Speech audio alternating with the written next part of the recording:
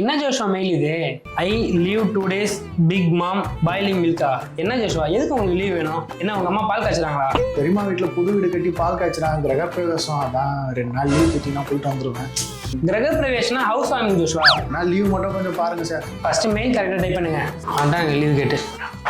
Leave தரல போல இருக்கு. இதை நான் என்னன்னு டைப் பண்ணி உனக்கு மெயில் அனுப்புறது புரிஞ்சுக்க மாட்டாங்க. இதெல்லாம் ஈஸி விஷயம். இப்போ பாரு உனக்கு. இப்போ செக் பண்ணி பாரு. I would like to request a leave for 2 days to attend a housewarming function at my aunt's residence. Hey, நீ நானும் தமிழ் மீடியம் தான் படித்தோம். நீ என்னை விட மக்கு. இந்த கம்பெனில நான் தான் உன்னை ரெக்கமெண்ட் பண்ணேன். நீ எப்படி இவ்வளவு கரெக்டா டைப் பண்ற? நான் clever type AI keyboard use பண்றேன்.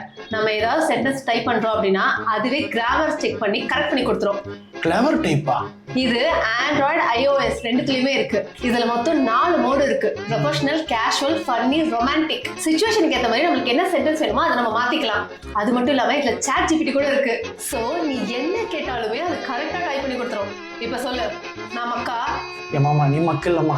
இது கொஞ்சம் நானே இன்ஸ்டால் பண்ணி இப்ப என்ன பண்றேன் பாரு அந்த டிஎல.